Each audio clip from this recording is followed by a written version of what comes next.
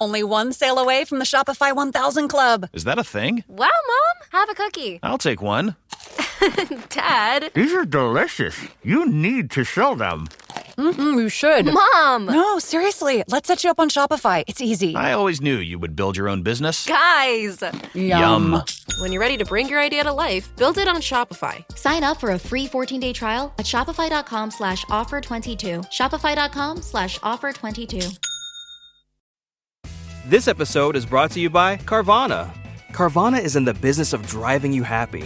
And with the widest selection of used cars under $20,000, you're bound to find a car that'll put a smile on your face.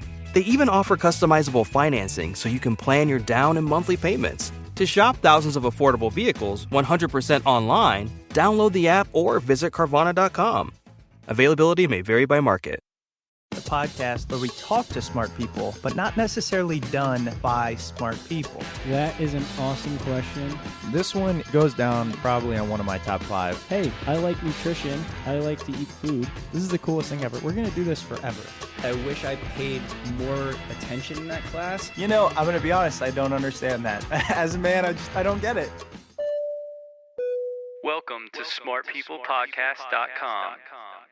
Hey everyone, perhaps the biggest news since the start of Smart People Podcast, I am launching a new podcast. It's called The Week on Earth. It is produced by Peabody Award-winning producer Elise Louis, music done by a Grammy Award-winning musician, and hosted by me and my brother.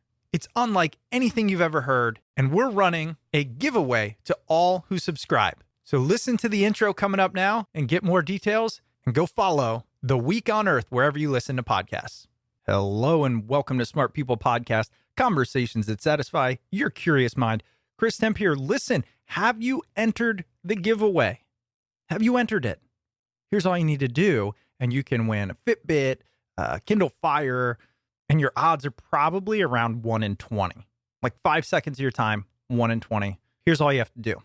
Follow or subscribe to my new podcast, which is called The Week on Earth. Screenshot that you're following that and email the screenshot to chris@smartpeoplepodcast.com. Follow/subscribe to The Week on Earth. Take a screenshot, email it to chris@smartpeoplepodcast.com. You're entered into a giveaway to win either a Fire HD 8 Plus tablet or 2 Fitbits, brand new Inspire 2 Fitbits. Oh, and by the way, the podcast, the new one, is awesome. The episode that just dropped on recycling will blow your mind. Okay, you know what else will blow your mind? Our episode this week. I truly left this inspired and in belief that we will have a better world soon. This week on the show, we are interviewing Mauro Porcini. He is PepsiCo's first ever chief design officer, and he's the author of an incredible book that you can pre-order now, and it's called The Human Side of Innovation, The Power of People in Love with People. Listen, if you are like me, and you often question the motives of the corporate world, how it's sucking the lifeblood out of many of us at times, and that might be a little glib, but I do feel like sometimes we are just cogs in a machine, trading our time, giving away the only thing we have on this planet, and often not even really seen as valuable. Well, Mauro presents a different view, and it's quite compelling. I think you can gain that from the title, which is The Human Side of Innovation, The Power of People in Love with People. He talks about how the next evolution of capitalism is going to have to be one where we're not just trying to compete, dominate, and win, but when we're willing to work together and unleash human potential. Sounds like a pipe dream. I've heard it said different ways. This one grabbed a hold of me. So I hope you love it. If you do, you can support us on Patreon. Patreon.com/smartpeoplepodcast. Ad-free episodes and more. And again, don't forget, subscribe to The Week on Earth. All right, let's get into our episode with Mauro Porcini, PepsiCo's first ever chief design officer, among many things, as we talk about his new book, The Human Side of Innovation, The Power of People in Love with People. Enjoy.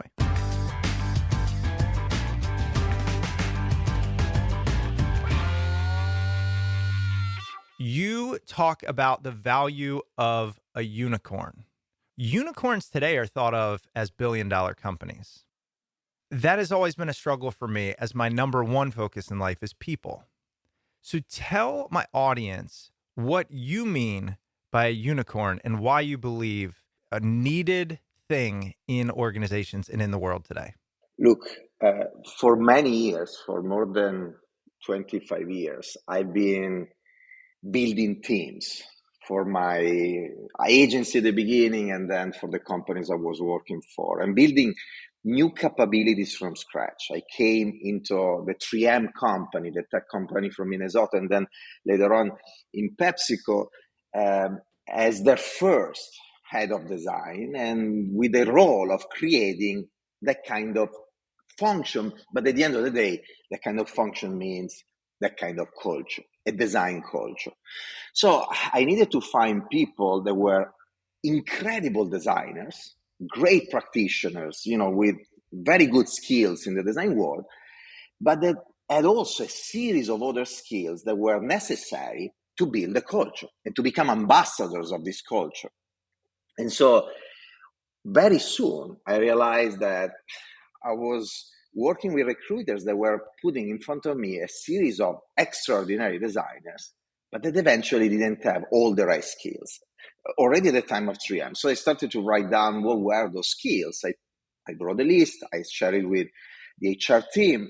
And then over the years, for 17 years since I wrote that list, I started to tweak that list, to validate that list, to pressure test the list and evolve the list more and more. The list is a list of skills, of soft skills and characteristics that sometimes you find in these corporations and sometimes you don't. Actually, they are the opposite of what you may find in some of these organizations.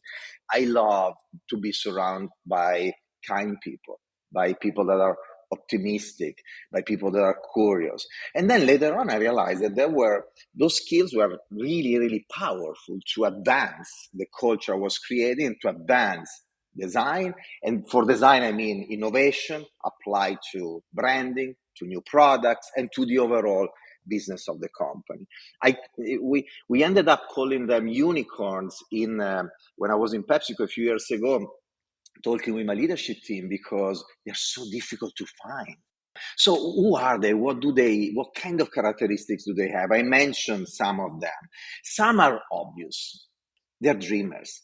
They love visions and they protect the dream and the vision in the day-to-day, because it's easy to dream at the beginning, but then in the day-to-day, the roadblocks of life, in the routine, in the pressure of the deliverables of every day, you end up giving up on those dreams. You think that they're not realizable. Actually, society and companies tell you that the dream is naive, that you shouldn't dream, because dreaming is not what we need. We need to be tangible, concrete. So they're dreamers and they protect those dreams. But then they're also able to combine those dreams with the ability to make things happen, to execute. I met many dreamers in my life that were just dreamers and they love to dream. And it's so if you love to dream and you're able to protect that dream, at a certain point, it's even comfortable to just enjoy the status of the dream. Now, there are other characteristics, though, that you don't hear executives talking about. How many times did you hear a hiring executive saying, is this person kind? Or is this person respectful? Or is a curious person or an optimistic person? And let's take kindness, for instance, as one of them. I think is probably for me, it's characteristic number 0. My HR team, my recruiting team in PepsiCo knows that the filter number 0, before even we start with all the others, is kindness, is an ethical value. I mean, society will be so much better if we'll be surrounded by kind people. Sooner or later, we know, you, Chris, know, I know, as Mauro, that sooner or later, statistically certain, we will have a difficult moment at work and a difficult moment in life. It's going to happen. This is statistically, 100% sure. So when there is that difficult moment, if you're surrounded by people that are not kind, you know that will profit of the situation to take advantage of you. If you're surrounded by people that are kind, they will be there for you to help you. Now, this is great for you as a person, but think now about the company. The company is better to have a team that is going to be inefficient in the moment one person becomes weak because of the difficult moment? Or is better for a company to have a hyper efficient team with people there for each other, helping each other, building synergies to drive productivity and efficiency and quality in what they do? Now multiply this for the hundreds of thousands of people that are in corporations like mine. And imagine the amount of productivity you can generate, or the lack of productivity, and is invisible. This is something nobody talks about, that you have if you have this kind of people.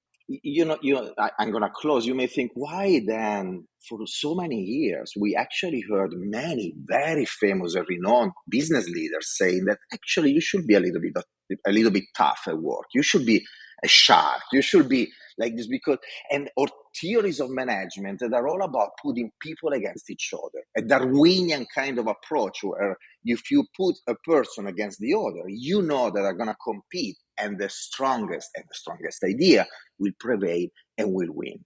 Well, this was possible in the past. Today, we live in a world that is completely different for multiple reasons. But the first one, the most important for these companies, is that they need to be hyper efficient, and they cannot afford the redundancy of two people fighting with each other or doing the same thing, overlapping, because you think that one will prevail. You don't have that wealth anymore as a company. Why? Well, we need to thank technology, globalization, and digital media. Essentially, today, anybody can come up with an idea, get easy access to funding through platforms like Kickstarter.com or the proliferation of investment funds. The cost of manufacturing is going down, driven by globalization and new technologies, so it costs less to produce. So you, Chris, a person there in the street, can come up with an idea, get funding. The cost of producing is lower. You go straight to the end user through e-commerce. You build your ecosystem of communication through social media. You go compete with the big brands. For the first time in history, these big brands cannot protect their products. Eventually, sometimes their mediocrity anymore, with barrier to entry made of scale of production, distribution, and communication. And so what do they need to do? They need to be hyper efficient, and they need to create extraordinary solutions. So they need super team of hyper specialized people that work in perfect synergy together. It's not the moment for putting people against each other. That's too inefficient. It's the moment of putting people together, and kindness is one of those glues that put people together, with other skills. So I do believe that in the next 20, 30 years, the culture of these corporations will become completely different, but we need more and more ambassadors of this human side to anything we do, and kindness in particular. This episode is brought to you by Sleep Number. It's summertime, where long days and hot nights make it harder to get the quality sleep you need. Sleep IQ data shows sleepers who use their Sleep Number 360 smart bed technology get almost 30 minutes more restful sleep per night. That's up to 170 hours per year. Discover how to get a more restful sleep each night by visiting your local Sleep Number store or sleepnumber.com/Spotify. Sleep Number takes care of the science. All you have to do is sleep. Time to redo this basement? Yeah. A home gym, movie theater, model train utopia. Or yoga studio? I'm flexible-ish. Great. I'll just use the U.S. Bank mobile app so we can plan it out. Which way are you leaning? Setting a savings goal or applying for a home improvement loan? I say we look at both options, right here in the app. Budget for a really good home gym. We deserve it. Noted. Help for today, planning for tomorrow. That's what U.S. Bank is for. U.S. Bank. We'll get there together. Equal housing lender member FDIC. Like, you just riffed for 10 minutes on the thing I have been pleading for and begging for since I was 22 years old. When I first entered the corporate world and said, whoa, like, I don't even matter. I've heard a very senior leader say, yes, we value people, but we value people for what they can do. And like, this is what I don't understand. Company like the size of Pepsi and what you do, what it sounds like you're saying is we can put people above profit, recognizing that when we do that, profit will be greater. Now, one, do you think that can be true? And two, if so, why does it appear, in my myopic view, to not be the standard today? First of all, it's not the standard because it was not necessary until now. these companies were living in the illusion of creating, something extraordinary. But what was extraordinary was most of the time their scale, and that's for sure extraordinary, their productivity. They were machines. I mean, the way they produce and they distribute and they sell is unbelievable. So what was extraordinary was often the invention of the product, the brand, the beginning of it. But then after that, what you needed in this company for so many years was productivity. You needed to extract out of that great product and great brand as much value as possible. So the productivity of this machine was really, really important. Today, you need more. You need more than that. You need to keep innovating. You need more quality. You need people that act in a different way. And therefore, you need to value people for what they do. Your executive was partially right. What he was forgetting, though, is that what you do is the result of what you are and how you feel. And holistically, you as a human being at work and in life, outside of work. And that's why we need to invest so much on those people generating any kind of value for the organization. The other dimension we need to invest on, this idea in the title also of the book of people in love with people, the other people I talk about are the people we serve. What many companies call consumers, with a word that I particularly dislike, the people that I love to just call people or human beings. And the reason why I dislike the word consumer is that right away you identify a human being as a person you want to make money on. Because a consumer, by definition, is somebody buying your stuff. And if you, in a company, call people consumers, that company will just think about selling them stuff, no matter what is that stuff. But if you call them people, there is a higher probability that the culture of the company is driven by this idea of creating value for them. It's a fundamental difference. And so even in that, actually all starts from that. So now that you need to focus on creating something extraordinary for people, you need a certain breed of people to do that. When I talk about people in love with people, I think that those three words summarize everything. Because the first people is the unicorns, the ones that we partially described earlier in this conversation. The second people is the people we serve. And the idea of love is a little bit of the synthesis of what the unicorns do. Because when you love somebody, you care for somebody, you try to create something extraordinary for them. You don't look at them, first of all, as consumers. You don't look at I have a 4-month baby. I would never call my baby, you are a consumer. She's my baby.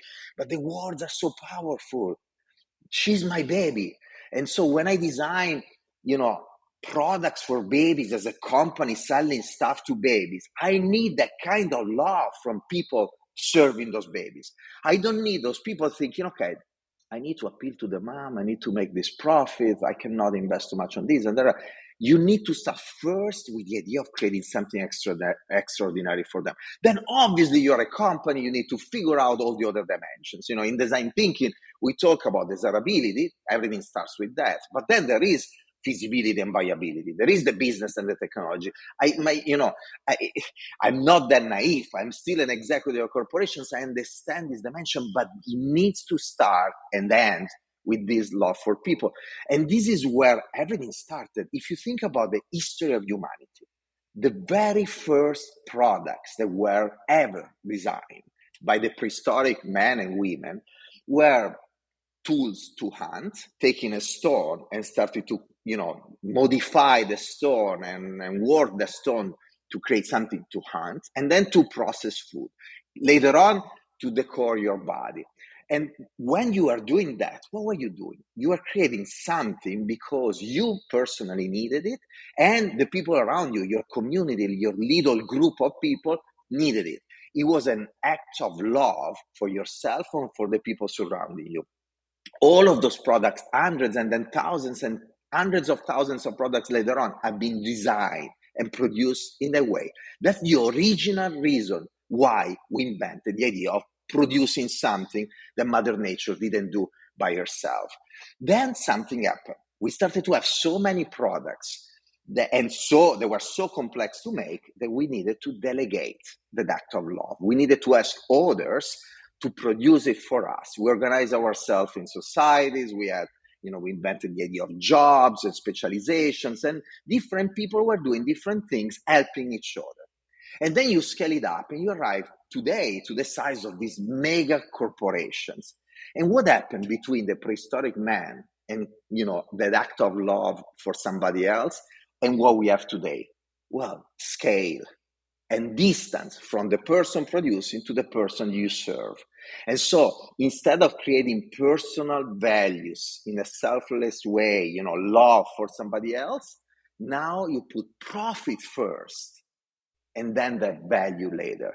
And so we're betraying the very nature of why we invented the idea of producing stuff and why it was literally serving our needs in the Maslow pyramid, from safety, physiology, all the way to self-expression, all the way to transcendence. We were serving that, and therefore we are serving our happiness and the happiness of our community. Today, we forgot about this, and we are serving profit that is generating eventually maybe, some form of benefit for few, but we forgot why we invented all of this. The idea was to create happiness, to create value, to serve the people. We need to go back there, and thank God it's not just an idealistic thought. We live in a world where if your company doesn't do it, sooner or later, somebody will do it, because we have millions of people out there looking at our companies and thinking, how can I beat that brand? And they're going to look at all the frustrations that people have with the product and brand, and they will try to come in. This is what happened with the Airbnb of my friend Joe Gebbia, with Uber, with a variety of other startups that became then corporations out there. Running a business is a lot of work. Luckily, I've got a great partner. Oh, I think you... I meant US Bank. I knew that. US Bank Business Essentials is a huge help to us. Totally. Their comprehensive point-of-sale system does it all. Tracks inventory, manages schedules, customizes orders. Plus all the regular banking stuff. If only it could make coffee. Nah, that's your job. From point of sale to quick loans, we have many ways to make your business boom. That's what US Bank is for. US Bank. We'll get there together. Equal housing lender, member FDIC. It's like two sides of the same coin. Some people have this belief that if we are generating monetary value, that shows that we are generating human value because they're buying it. But that misses part of the story, I think, that says if we view it that way, then we will only look for efficiencies and opportunities to increase the bottom line, as opposed to we can look more holistically at areas to improve lives, which will naturally raise the bottom line and do both things while benefiting society as a whole. And this is the thing that gets me caught up. And I'm very curious. You work at a large, one of the largest companies in the world. How do we take this same passion and apply it at a place like Pepsi and the same belief? And how do you attract these unicorns, and how do you leverage them when you don't have the ability to say, look, we're, Greenpeace, we're saving the world, or we're saving, the whales, or climate change, or you know what I mean?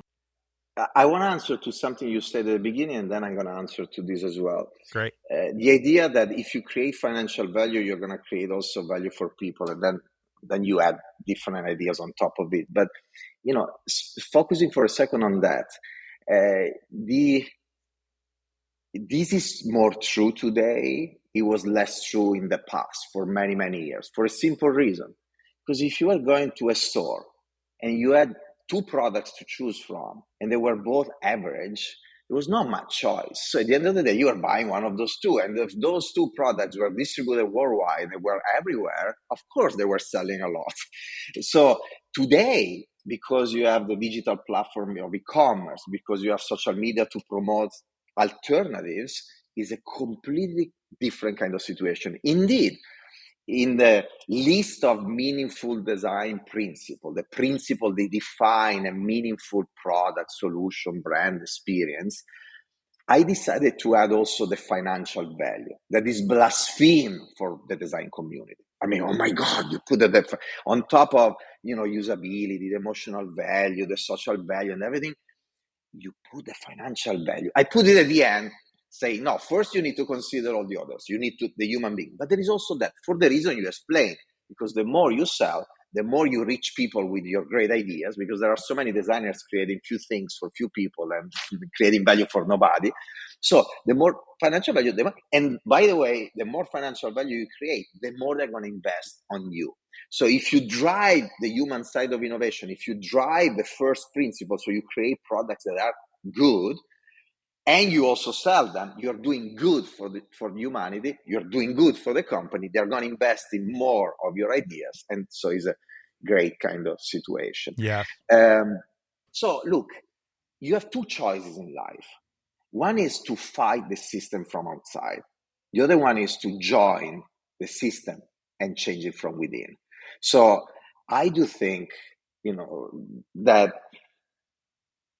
there is a powerful way of changing the world and society, leveraging the platforms of companies that give you access to billions of people every day. It's complex.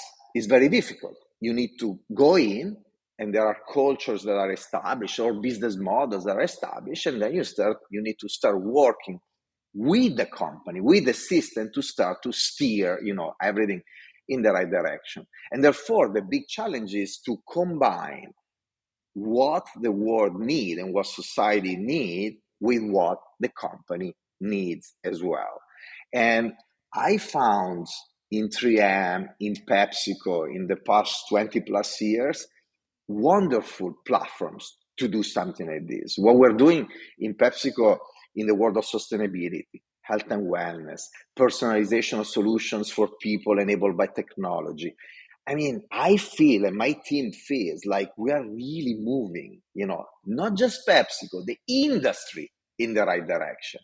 And I think that you need people with this kind of dreams and this kind of passion, but also very concrete, very pragmatic, not like, you need to have the ideals and the dreams, but also the pragmatism to work with others, to take trade-offs and compromises. It's okay. And this is the challenge I have, for many people that are very extreme in their point of views. I respect how extreme you are in your idea, around certain things. The problem is that if you keep being that extreme, you're not going to change anything. Instead, if you find ways to incrementally move things in the right direction, that's when you create real value. That's when you change the world. And so I desperately need and invite people that have those kind of ideas, that want to change the world, to join these kind of companies, and together, get together and influence the organization to go in the right direction. What I'm pushing in Pepsi, first of all, I found a CEO in Ramon Laguarta that is embracing this value, this idea of positive and all this focus on sustainability. So credit to the CEO and multiple executives. But you come in with certain kind of ideas, and then you start to look for what I call the co-conspirators. These are people that you hunt for and are ready to take a leap of faith on you and your vision and start to build things together. Actually, there are 5 phases that this change of culture goes through that I decodified when I was still at 3M, and actually they were part of my interview when Indra Nui, the former CEO of PepsiCo, interviewed me. I shared with her these 5 phases, because it was clear that my role was not the one of just doing design in the company. She had a dossier, very high on me and what I did and all the projects and everything. Our conversation was all about how to design culture, and instead of designing products and brands. And so I shared with her this idea of the 5 phases that I developed in 3M. So the first phase is what I call the denial. So the company doesn't understand that you need to change and is in total denial. If you keep, and usually that happens at the beginning of a need of a major shift, the company denies that. If you keep being denial, then you end up like Blockbuster or Kodak, a variety of other companies, and what happened to them. But usually there is somebody in the company that understands that you need to change. It needs to be somebody at the top of the company, because this person needs to have enough power to make things happen, the shift happen. And in my specific case, in the case of design, back then in the case of 3M, this person was a top executive of the organization. His name is Mo Nosari, and he was the EVP of the consumer business of 3M. So he decided to hire this kid in Italy, so not risking a lot. I mean, I was 27, not giving me the chief design officer position. He just hired a young designer in Italy to start the creation of, to incubate a design function with zero risk in the periphery of the American empire, in Italy, in the country of design, blah, blah, blah. All the stereotypes, right? So but at least he tries, like, okay, I see that I need to start changing things. And so here I am, and I take my suitcase and I go on my first business trip to St. Paul, Minnesota, and I meet all these scientists and business leaders, and I start to pitch my ideas with the same passion you can hear, in my voice right now.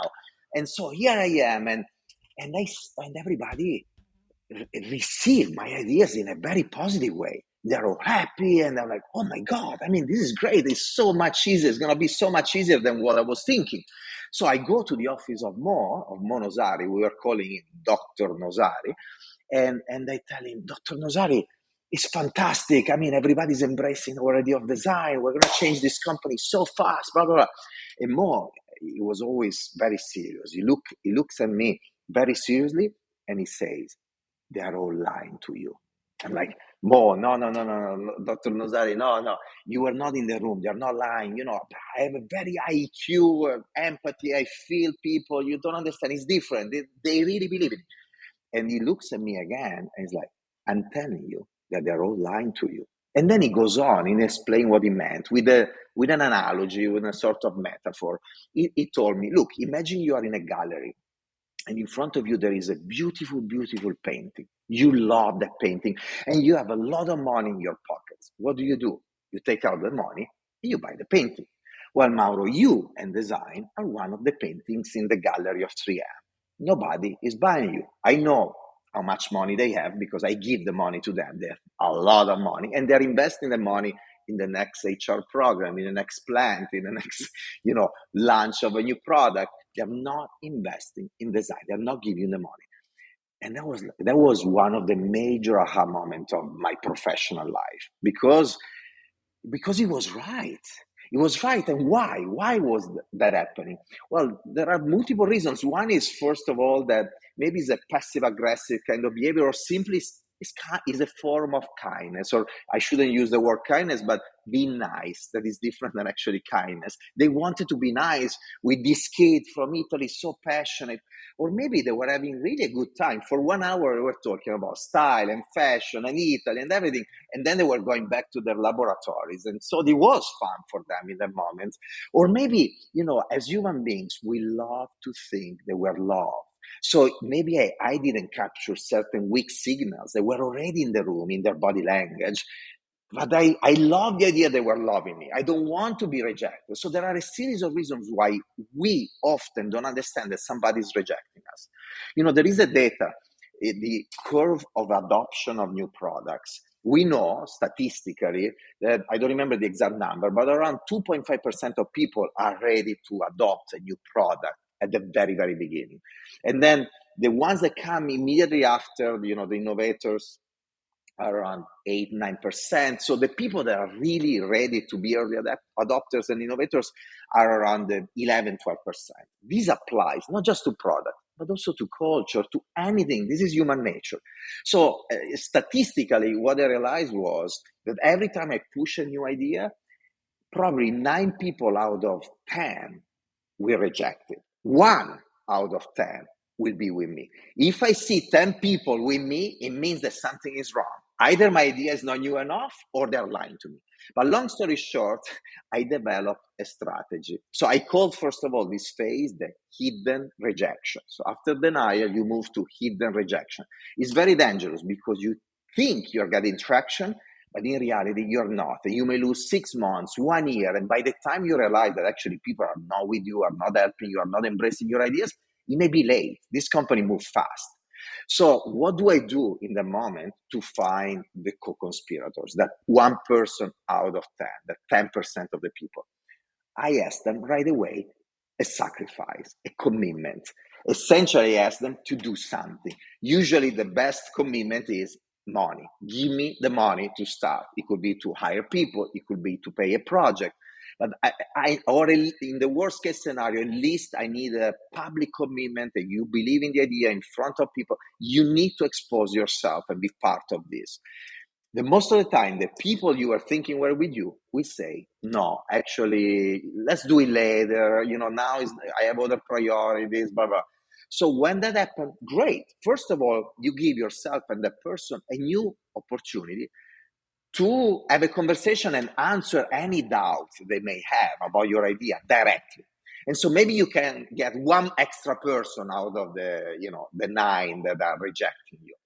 But even if you don't, great. At least you know who is not with you. And you're not going to waste any time. You're going to be very efficient with the person that is with you. With them, you move to the third phase. That is what I call the occasional leap of faith. And it's a leap of faith because it's something new. There is risk, And so these are people that are willing to invest in you. Over the years, I also found different ways to identify them. For instance, when somebody take a new position in an organization, boom, right away in front of the person, proposing this person to do things differently from the predecessors, leveraging what design can offer. As an example, there are other criteria, but it would be too long. But let's say with them, the co-conspirators, you start to build proof points. It could be a proof point related to culture, related to a product, to a business model, anything, that you're changing. Once you start to have a few proof points, then the other people that rejected you, some of them will come to you and be like, well, actually, I see that there is value. I would like to try. And you're like, okay, give me the money, invest. Right. At that point, they may do it, and then you start to build more proof points. When you have a critical mass of proof points, you move to the fourth phase. Is when the companies start to realize that actually in this new culture, there is real value. And they're like, okay, now we need to invest for real. This was startup-like, pioneers. Now we need to scale it up. And you face a completely different kind of set of challenges. Because now these pioneers, these pirates, need to become executives of the company, and they need to understand processes and ways of working and tools, and you need scale. It's also a moment where the company theoretically gets it. They see that design is creating value, is everywhere. But then in the day-to-day, you start to step over the toes of the R&D function, the marketing function, the insights function, because you do a little bit of what they do, or because you want to change what they're doing. And that's where usually, often, this kind of new initiatives die. On the scale of the scaling in the initiative. It's similar to when a corporation acquires a startup and try to integrate it and kill completely the culture of that organization. Yes. So you need to protect the culture in the scaling up, but in the meantime, you need to evolve also the startup culture to be more corporate and to be more integrated in the organization. I call this phase the quest for confidence, because it's not just about processes and tools. This is what everybody talks about, but it's also about inner emotional confidence that what you're doing at this moment at big scale, so you start to invest hundreds of millions of dollars in this thing, you need to be confident that it's going to work. And you need a set of experts in-house to build that kind of culture in the genetic code of the organization and bring the other people with them in this process. And then finally, you move to the fifth phase, that is what I call holistic awareness, when the new culture is completely integrated inside the organization. By the way, this is a phase where I never want to arrive, because the moment you arrive to something, that is close to holistic awareness, your culture is there. I'm always thinking, okay, what's next? What else can I do that the company is not embracing yet, in a never-ending, loop to improve every day? And this is true also in your own life.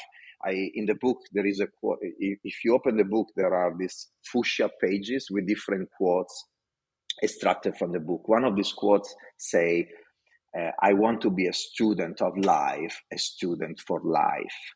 Meaning that I see every opportunity in my life as an opportunity to learn, to grow myself, and I don't want to stop. Too many times you arrive to a certain point in your life, in your journey, you're like, okay, I'm successful, I know it all, and now the people, especially people, that report to me, or the people out there, they need to listen to me because I figure it out. And that's when you stop growing, you stop learning. And the wise man, and Socrates thousands of years ago already told us, is the one that knows that he or she doesn't know, the wise man or woman. So, and this is, I have so many friends that think in this way. The more you grow, the more you realize that you don't know anything. I You know. know nothing. We Yeah. are powder in the universe, but in a positive way. You're like, fuck, I have so much to learn. Yes. I want 10 lives to Yes. learn more, Anyway. Well, a couple of things here. One, what you just hit on is this podcast. Like the most maddening thing about it is every week or every other week talking to somebody on a different subject and being like, oh my gosh, I want to know everything about it. And it has really opened my eyes up to how little I know and how little I can ever know. But I want to get back to, you mentioned the 5 stages of the culture, and you mentioned culture a number of times. And I know we only have a few minutes left, so I have a couple of questions I'm hoping to wrap in here. One is, how do you prevent the business side from eating away at the culture? Everybody is asking for more.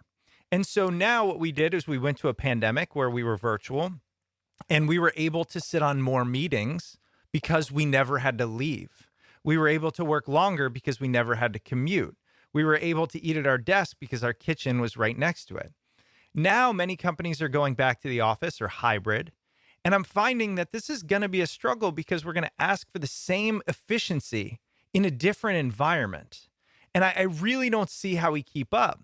So what I'm starting to observe, and I see these trends, I believe globally, at least nationwide, is how do we prevent this push towards efficiency from eating away at the individuals who make up our culture and put humans in an environment that is not conducive to their best selves?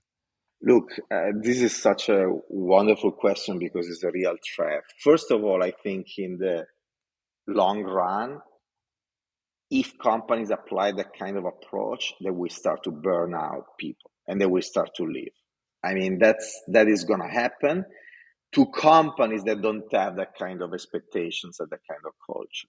Now, to prevent that from happening, I think there are 2 things that should happen. On one side is the body of the company trying to push back on that in a variety of different ways, but being loud. And we saw, if you check the media today, we saw that there are a variety of different people in some organizations and companies are pushing back to their own companies on some of these aspects. The other one is if you are an executive and you believe in work-life balance, be an ambassador of this, be loud about this, pitch this. And this is why, for me, this book is more than a book. It's like a mission, literally, in life. When I was a kid, I was good at talking. I was a storyteller already as a child. And I remember both my mom wanted me to be a priest. She's super, super Catholic. And also the priest of my church, same thing. And both of them were telling me, you could really be an amazing storyteller of God and do good in the world and push it. And I had no intention of becoming a priest, and I had my own, trajectory in life and everything. But somehow I brought with me those values that are not the values of a Catholic religion, of any religion, are values of, be good human beings, no matter, what you do and who you are. And that was an instinct. And as I told you earlier, later on in life, I became more aware of the value of these kind of values, both, for society, but then also for these companies. And then I became literally an ambassador. And somehow I feel like today I'm doing what my mom wanted me to do, but in a completely different kind of platform. Actually, she told me, look, my dream came true, but with a completely different kind of journey. And in her vision of the world, obviously this is God that decided this for me, but it could be destiny or anything. But what I'm saying is, look, the passion that you see in me And I feel the same passion in you for this kind of values.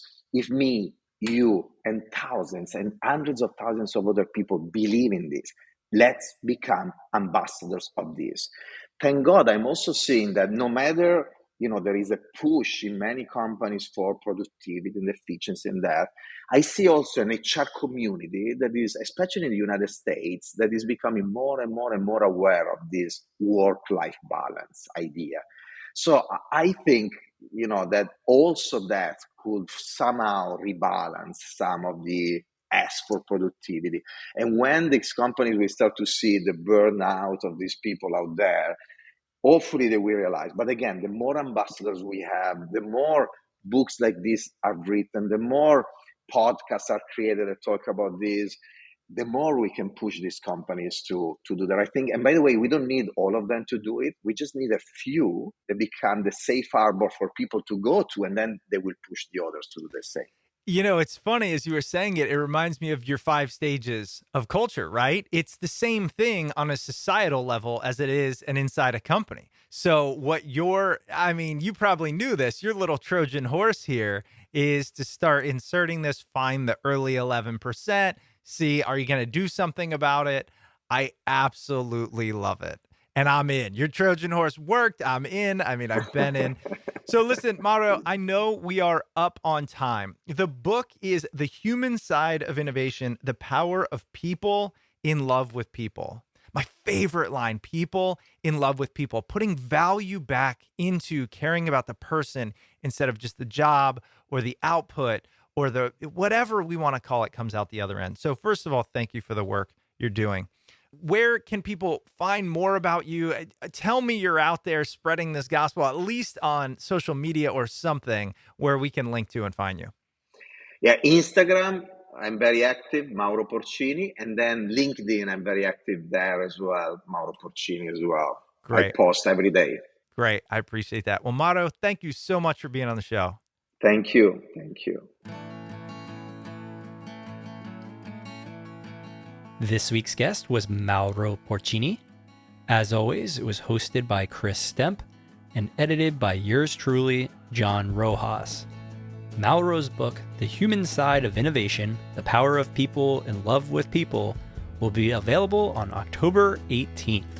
And now let's jump into the quick housekeeping items. If you'd ever like to reach out to the show, you can email us at smartpeoplepodcast@gmail.com or message us on Twitter at smartpeoplepod. And if you'd like to stay up to date with all things Smart People Podcast, head over to the website, smartpeoplepodcast.com, and sign up for the newsletter. We're trying to keep up with the trends, so that means we're now on TikTok. So head over to TikTok, Smart People Podcast, and follow us there, and let us know what you think of the content that we're putting out. All right, that's it for us this week. Make sure you stay tuned because we've got a lot of great interviews coming up, and we'll see you all next episode. Time to redo this basement? Yeah. A home gym, movie theater, model train utopia. Or yoga studio? I'm flexible-ish. Great. I'll just use the US Bank mobile app so we can plan it out. Which way are you leaning? Setting a savings goal or applying for a home improvement loan? I say we look at both options, right here in the app. Budget for a really good home gym. We deserve it. Noted. Help for today, planning for tomorrow. That's what US Bank is for. US Bank. We'll get there together. Equal housing lender member FDIC. Time to redo this basement? Yeah. A home gym, movie theater, model train utopia. Or yoga studio? I'm flexible-ish. Great. I'll just use the US Bank mobile app so we can plan it out. Which way are you leaning? Setting a savings goal or applying for a home improvement loan? I say we look at both options, right here in the app. Budget for a really good home gym. We deserve it. Noted. Help for today, planning for tomorrow. That's what US Bank is for. US Bank. We'll get there together. Equal housing lender member FDIC.